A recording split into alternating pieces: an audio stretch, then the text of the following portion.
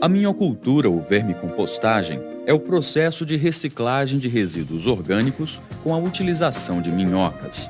Desde 1968, a Embrapa Agrobiologia pesquisa o assunto para a utilização na agricultura.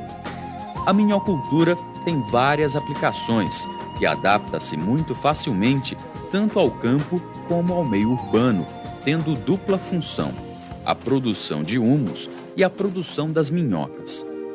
A comercialização de ambos pode complementar a renda familiar e contribuir para a reciclagem de rejeitos que poluem o ambiente. A minhocultura requer boa disponibilidade de resíduos orgânicos na propriedade ou o mais próximo possível. No caso da propriedade agrícola, o esterco bovino é o mais utilizado, porque é de fácil manuseio e as minhocas se adaptam muito bem. Mas também podem ser utilizados estercos de cavalo e de coelho. Os resíduos vegetais, como capim-napier, restos de capina, leguminosas e folhas, também podem ser aproveitados.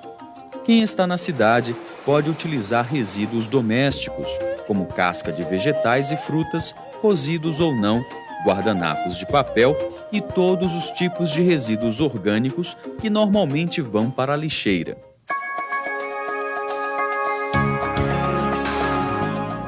As minhocas têm corpo cilíndrico dividido em anéis, o que dá origem ao nome do grupo, Annelideus. As espécies de minhocas mais utilizadas no Brasil são Eisenia fétida e Eisenia andrei, conhecidas como vermelha da Califórnia, e Eudrilus africana, a noturna africana. A vermelha da Califórnia é menor e permanece no canteiro mesmo na falta de alimento. A noturna africana atinge tamanho maior e pode ser interessante para comercialização, mas por ser mais adaptada à escavação, foge com mais facilidade. A preferência por uma ou outra fica a critério do produtor.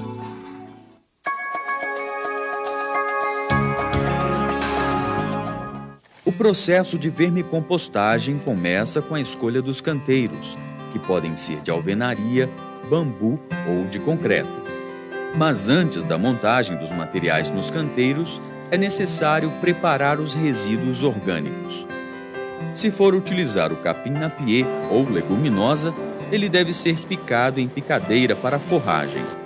As leguminosas, por serem ricas em nitrogênio, enriquecem o humus.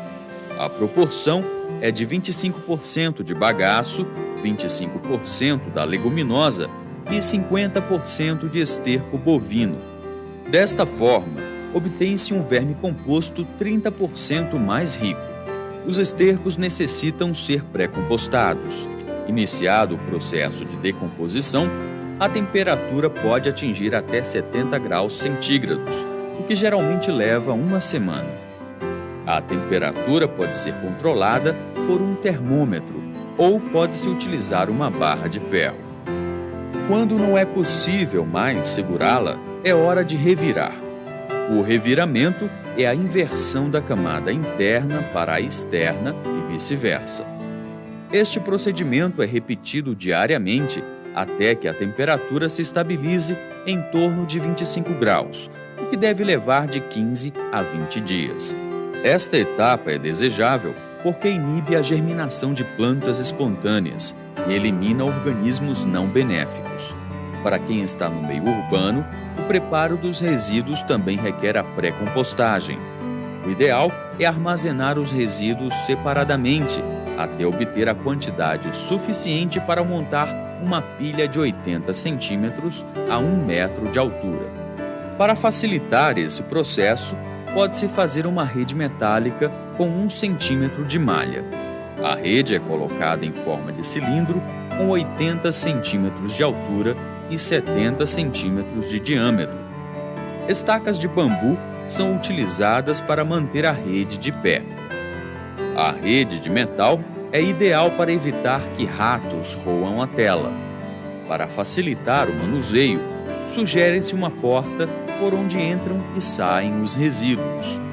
Com a enxada, revire superficialmente a terra no local onde será montada a pilha da compostagem para que a primeira camada de resíduos entre em contato com os micro-organismos do solo. A montagem da pilha é realizada alternando-se os diferentes tipos de resíduos. A cada camada montada, deve-se irrigar sempre. Isto é fundamental para dar condições aos micro-organismos de transformarem e decomporem os resíduos. Após mais ou menos 30 dias, as minhocas podem ser colocadas no local. A montagem dos canteiros é simples. Os resíduos orgânicos já previamente preparados são acondicionados nos diversos tipos de canteiros e as minhocas são colocadas lá. Outra forma de produção do vermicomposto é o método utilizado em países como Cuba, Argentina e Itália. Neste caso, devem ser colocados apenas 10 centímetros de resíduo e em seguida as minhocas.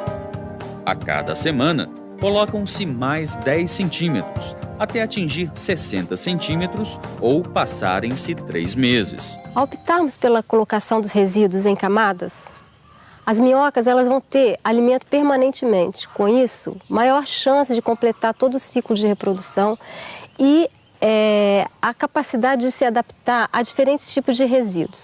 Por outro lado, existe a preocupação de estar semanalmente repondo esse resíduo, né? E as minhocas vão estar mais sujeitas a intempéries.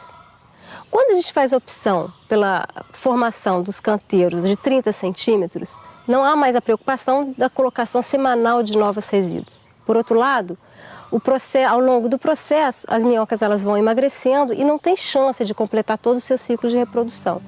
Depois de colocar as minhocas, o material deve ser coberto com capim-napier ou folhas de bananeira para manter a umidade e proteger as minhocas da luz.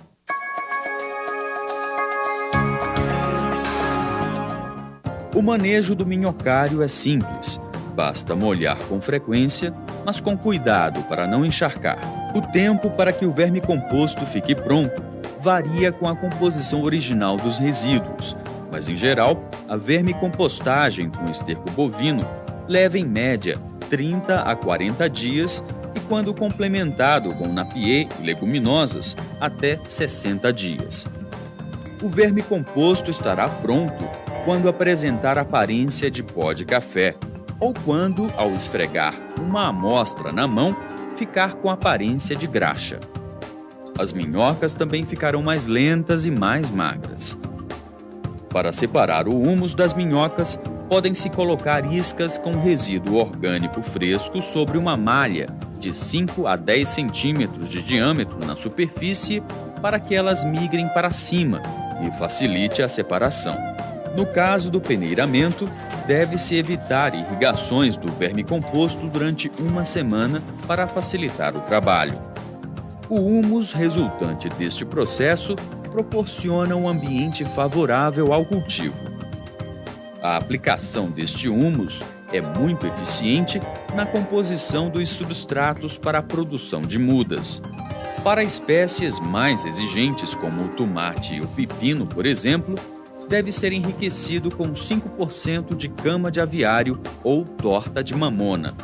Desta forma, deve ser utilizado em maiores quantidades, em solos com baixo teor de matéria orgânica, compactados ou muito arenosos. Na produção vegetal, o humus atua principalmente melhorando as condições físicas do solo. As minhocas também podem ser comercializadas para a produção de farinha como complemento alimentar de animais, como ração ou in natura, para a isca de pesca e na alimentação de galinhas.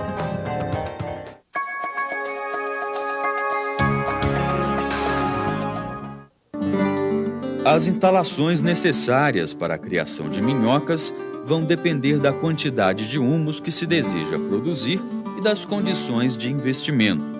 Os canteiros de bambu têm a vantagem de serem feitos com material de fácil disponibilidade e ainda possibilitar melhor a aeração e temperatura mais amena para as minhocas.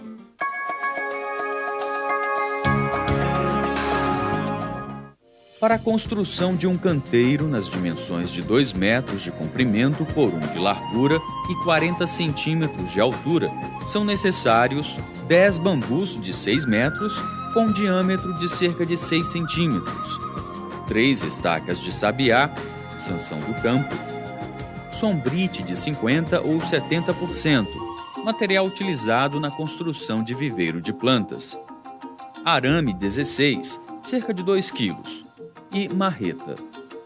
Inicialmente, colocam-se as 3 estacas em cada canto, uma por dentro e 2 por fora, com 60 centímetros de altura, sendo que 20 centímetros ficarão no solo para dar sustentação. A estaca é batida com uma marreta. Cortam-se os bambus com 2 metros de comprimento. Para as laterais de 2 metros, é necessária uma estaca de cada lado na metade do canteiro por fora.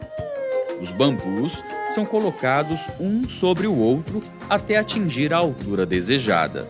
O arame vem trançando o bambu e as estacas para garantir a amarração. Após montar a estrutura, coloca-se o sombrite, que cobre o fundo e as laterais do canteiro, que é costurado no bambu com o próprio arame. O canteiro deve ter no máximo de 35 a 40 centímetros de altura e o comprimento pode variar de acordo com a área disponível. Em relação à largura, é desejável que não ultrapasse 1 metro para facilitar o manuseio. Para evitar o acúmulo de água no fundo, os canteiros devem ter drenagem. Pedras britadas ou canaletas que conduzem o excesso de água dos canteiros são medidas importantes.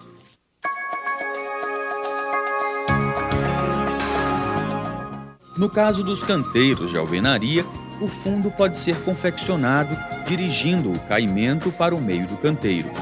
Nessa canaleta é colocada uma proteção para evitar a queda das minhocas, mas permitir a saída do líquido. O húmus líquido é direcionado por um cano e recolhido num recipiente. O húmus líquido pode ser reutilizado no próprio canteiro das minhocas. Com relação à quantidade de minhocas a serem utilizadas no canteiro, recomenda-se 1 litro para cada metro quadrado.